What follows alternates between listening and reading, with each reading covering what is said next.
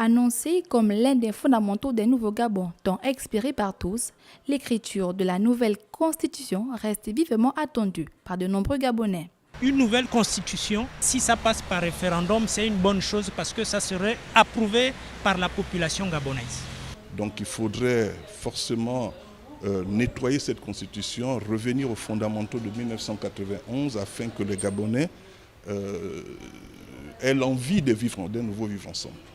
Nous sommes de tout cœur d'ailleurs avec le président de la transition pour que tous les Gabonais puissent se retrouver dans une question qui est taillée sur la base des préoccupations des populations.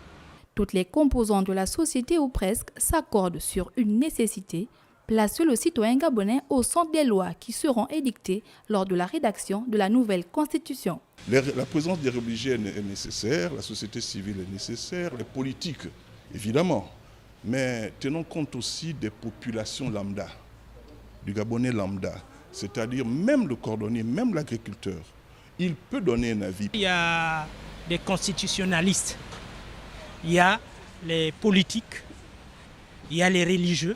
En principe, on a besoin de toutes les couches pour refaire la constitution gabonaise.